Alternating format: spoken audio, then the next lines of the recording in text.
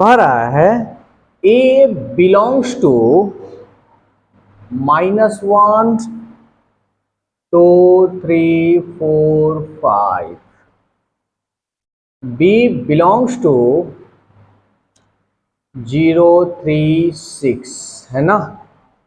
तो कह रहा है कि ए बी का एक क्रमित युग्म बनाना है जो a प्लस बी इक्वल 5 हो, है ना। तो ठीक है, क्रमित युग्म तो हमारा एक कार्तीय गुणन में हम इसको मान लेंगे। माना एक ये समुच्चय है -1 2 3 4 5, अब बी जो है 0 3 6। ये ए बिलोंग्स टू इतना का मतलब ना कि ए का जो भी मान होगा, यहां देखो जो ए और बी का जो भी होगा ना यही सब होगा, बी का जो भी मान होगा ये 3 गो होगा। आ रहा है समझ में। तो हम कार्तीय गुणन निकालेंगे, ए क्रॉस बी निकालेंगे, निकालते हैं। तो ए क्रॉस बी निकालने के लिए ए का मान हो गया तुम्हारा -1 2 3 4 5, बी का मान हो गया 0 3 6। डायरेक्ट निकाले। जैसे तुम्हारा जो क्रमित युग्म होनी चाहिए इसके अंदर में होनी चाहिए, वैसा होनी चाहिए कि दोनों को जोड़ने पर कितना हो जाए, 5 हो जाए। चलो कर कर देखते हैं। ये -1 और 0 जोड़ोगे तो क्या 5 आएगा क्या, तो ये नहीं लिखेंगे। समझ में आया। तो अब ये कैलकुलेशन तनी दिमाग में करना, ठीक है ना। जैसे -1 और 3 में जोड़ोगे तो कभी 5 आएगा क्या, कभी नहीं आएगा। -1 और 6 कभी जोड़ोगे तो 5 आएगा, आएगा नहीं बुर्बक। -1 और 6 ये बड़ा है, 6 में से 1 जाएगा तो 5 आ रहा है, यानी ये हमारा होगा। फिर चलो 2 0 2 0 2 तो 5 तो आएगा नहीं, 2 और 3 5 आ रहा है, तो ये हो हमारा आंसर हुआ। 2 6 5 आएगा क्या, नहीं। 3 और 0 5 आएगा क्या, 3 और 3 5 आएगा क्या, 3 और 3 3 और 6 5 आएगा क्या, नहीं आएगा। 4 और 0 5 आएगा क्या, 4 और 3 5 आएगा क्या, अरे जोड़ने पर 4 और 6 जोड़ेंगे तो 10 5 आएगा क्या, नहीं आएगा। 5 और 0 जोड़ेंगे तो 5 आएगा क्या, बुर्बक। 5 और 0 5 0 5, 5 और 3 8 नहीं आ रहा है, 5 और 6 11 नहीं आ रहा है। इसका मतलब हमारा आंसर वाई यही होगा। जो देखो तो a प्लस बी का ये रूप पालन कर रहा है, बस ये लिखना नहीं है, हम समझाने के लिए बताएं। समझ में आया, तो यही हमारा आंसर होगा। मजा आया, बहुत मजा आया। तो इसको नोट करो और उसके बाद एक और क्वेश्चन बता। अब देखो क्वेश्चन नंबर 12 बड़ी मजेदार है, बड़ी कमाल का है। कह रहा है क्रमित युग्म यानी x -1, ये वो कह रहा है 5y, दो गो है। तो कह रहा है कि एगो समुच्चय है बबुआ, का है तो ए है और बी है, कोलोन बी बराबर 2a - 3 है।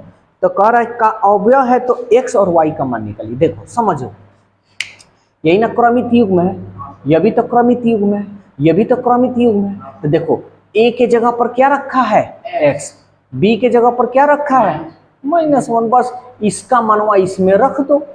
फिर ये देखो a के जगह पर क्या रखा है, b के जगह पर क्या रखा है, बस ये मनवा इसमें रख दो, आंसर पा लो। अब देखो तो चूंकि a इक्वल a के जगह पर क्या रखा है x, b के जगह पर क्या रखा है -1, अब इसमें रख लो। इसको इसमें रख लेते हैं। तो इसको ऐसा करो ना कि मान ले क्या, चूंकि अच्छा 1 मिनट रुक जाओ, इसको क्या करो b इक्वल 2a - 3 1 मान लो, मान लेते हैं। हमको x y का मान निकालना है, यही ना जी। चलो निकालते हैं। अब यहाँ रखो चूंकि a बराबर क्या है x, b बराबर क्या है -1, समीकरण 1 में रख लो। रखने पर अरे रखने पर है, तो ए की जगह पर आप बी की जगह पर -1, तो बी की जगह पर -1 रख लें, ए की जगह पर x रख लें, 2x -3, हमको x का मान निकालना है, -1, इसको इधर भेजोगे तो +3 = 2x, ये बड़ा है, 3 में से 1 गया 2 = 2x, 2 एकम 2, इसलिए x का मान 1। समझ में आया कि नहीं आया, कहीं गड़बड़? हाँ बोलो बोलो। मतलब वो जो है p बराबर 2a-3, अच्छा हाई, हाँ तो वहाँ पर देखो क्या किया ना, हमको x और y का मान बताना है, ये समुच्चय दिया हुआ है, इस समुच्चय को हम यहाँ लिख कर कह दिए कि एक है। अब यहाँ देखो a क्या b, यानी जो a और b है ना, जो यहाँ पे जो होगा वो a का मान होगा और यहाँ पे जो होगा वो b का मान होगा। तो पहला ये वाला क्रमिक युग्म ले लिए हैं, तो इसके a के जगह पर लिखा है x, तो a के जगह पर x, b के जगह पर लिखा है -1, तो b के जगह पर -1। अब इसका मान हुआ a और b का मान इसमें हम रख दिए, b के जगह पर -1, a के जगह पर x है तो x, माइनस माइनस। अब हम -3 को इधर भेज दिए तो प्लस आ गया, ये बड़ा है, और प्लस माइनस घटाते हैं, 3 में से 1 गया 2, बच गया 2x, और 2 से बराबर का चिन्ह सामने सामने कटाएंगे तो 2 एकम 2, तो x का मान 1। फिर देखो अब फिर क्रमिक युग्म क्या है, 5 है। अब a के जगह पर ये क्या लिखा है 5, अब b के जगह पर क्या लिखा है y, इसको हम समीकरण किस में रख देंगे, 1 में रख देंगे। अब देखो b है ना, यहाँ पे है ना समीकरण, b के जगह पर क्या है y, तो y लिख लो, a के जगह पर क्या है 5, तब 2 गुणे 5 -3, अब गुना कर लो, 2 पचे -10 में से 3 गया, तो ये x का मान हो गया, ये y का मान हो गया। कुछ है बिना जान प्राण का दे दिया, वो भी हम लोग को।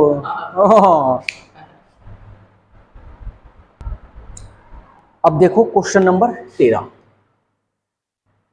बहुत मजेदार, बहुत कमाल का है क्वेश्चन।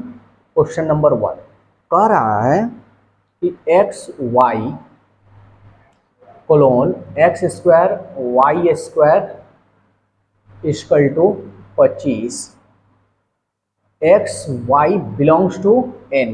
पहले इसका मतलब समझो, तो कह रहा है कि निम्नलिखित समुच्चय का स्पष्ट रूप से युग्म बताइए। हाँ n, अब इसका मतलब हम समझा देते हैं। तब कह रहा है ना कि इसका आपको मान बताना है, ठीक है, क्रमिक युग्म बताना है यहाँ पे।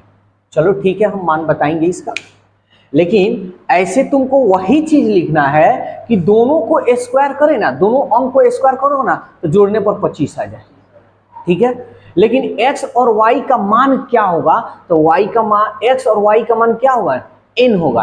अब n किसको कहते हैं, नेचुरल नंबर को। n किसको कहते हैं, नेचुरल नंबर। नेचुरल नंबर को हिंदी में हम क्या बोलते हैं, प्राकृत संख्याएं। अप्राकृत संख्या भैया किसको कहते हैं, जो एक से शुरू होता है, 1 2 3 4 5 डैश डैश डैश डैश, है ना। प्राकृत संख्या एक से शुरू होता है, 1 2 3 4 5 6 7, समझ में आया। तो चलो अब ये क्रमिक युग्म बनाते हैं, चलो तो रखते हैं और ट्राई करते हैं। तो एक बात बताओ, यहाँ x का जो मान है पहले हमको निकालना होगा, है ना, तो निकाल लो। चूंकि x² + y² = 25, अब इसका मान अगर तुमको निकालना है तो कैसे निकालोगे, ध्यान से समझना। अगर तुम एक रखोगे यहाँ पे, अगर तुम एक रखते हो, और नहीं तो सुनो ना, ढेर माथापेची करने की क्या जरूरत है, ठीक है ना। और भी तरीका है हमारे पास, नेचुरल नंबर 1 2 3 4 5 यही ना होता है, तो n का मान मान लो कि ये है, हो गया। मेरे को क्या करना है कि x और y का मान ऐसा रखना है कि दोनों को अगर स्क्वायर करें ना तो 25 आ जाए। तो पहले क्या करो, चूंकि x का मान 1 रखो, रखने x = 1 समीकरण 1 में रखने पर ठीक है। अब तुम ही बताओ, x की जगह पर 1 रखोगे, 1 का स्क्वायर अब प्लस y का स्क्वायर इक्वल टू 25। ध्यान देना, 1 का स्क्वायर 1 प्लस वाई स्क्वायर 25। 1 को इधर भेजोगे तो वाई स्क्वायर 25, ये इधर गया तो माइनस वाई स्क्वायर। 25 में से 1 गया 24। अच्छा, स्क्वायर हटाओगे तो y रूट में चढ़ जाएगा ना, और 24 किसी का वर्गमूल नहीं होता है। इसका मतलब ये तो वर्गमूल हो ही नहीं रहा है। जब यहाँ पे ऐसा मानो, ये प्राकृतिक संख्या थोड़ी है, रूट में है, इसलिए ये हमारा आंसर नहीं होगा। फिर क्या करो, फिर x बराबर 2 रखो। समझ में आ रहा है? चलो रखते हैं, x बराबर 2 समीकरण 1 में रखने पर। अब यहाँ कैलकुलेशन थोड़ा स्पीड करेंगे, देखना। अगर 2 रखोगे तो 2 दूनी 4 plus y square equal to 25। अच्छा, वाई स्क्वायर, अच्छा 25 को 4 को इधर भेजोगे तो माइनस होगा, तो 25 में से 4 जाएगा तो कितना होगा? 21 ना जी, 21। अच्छा, स्क्वायर हटाओगे, स्क्वायर जब हटाओगे तो रूट चढ़ जाएगा ना, इसका भी तो वर्गमूल नहीं होता है। एक ये भी तो प्राकृतिक संख्या नहीं है, प्राकृतिक संख्या 1 2 3 होता है, फिर ये भी हमारा आंसर नहीं होगा। फिर क्या रखो, फिर x बराबर 3 रखो, 1 में रखने पर। चलो रखते हैं, तो यहां देखो 3 3 9 प्लस वाई स्क्वायर, ये हो गया 25 वाई स्क्वायर। समझ में आ रहा है ना? 9 को इधर भेजोगे तो क्या होगा? माइनस, तो 25 में से 9 घटा लो, या चलो भेज देते हैं। 15 में से 9 गया 6, और ये हमारा 1 हो गया। स्क्वायर हटाओगे तो रूट चढ़ जाएगा, 16 का वर्गमूल तो होता है 4। देखो ये प्राकृतिक संख्या है ना, इसका मतलब ये हमारा आंसर होगा। समझ में आ रहा है? अब क्या रखो, क्या रखे? 3, अब 4 रख लेते हैं, फिर x की जगह पर 4 तो रखते हैं, चूंकि x बराबर 4। समझ में आ रहा है? 1 में रखने पर तो 4 चौका 16 वाई स्क्वायर, ये हो गया हमारा 25। 16 को इधर भेजोगे तो माइनस हो जाएगा, 25 ये माइनस 16। 25 में से 16 गया 9, स्क्वायर हटाओगे तो y यानी रूट 9, 9 का वर्गमूल कितना हो जाएगा? ये भी प्राकृतिक संख्या है, यानी ये भी हमारा आंसर होगा। अब x की जगह पर x के बाद क्या रखोगे? 5। तो तुम बताओ, 5 25, तो ऐसे ही 25 ज्यादा हो जा रहा है। चलो देख लेते हैं यहाँ पे। अब x बराबर 5 रखो समीकरण 1 में, ठीक है ना? तो रखो 5 फिर वाई स्क्वायर, ये 25 इधर भेजोगे तो माइनस हो जाएगा, ये कट गया, क्या हो गया जी? 0। स्क्वायर हटाओगे तो रूट चढ़ जाएगा, और 0 का वर्गमूल 0। अच्छा ये बताओ, 0 प्राकृतिक संख्या है? कहाँ है?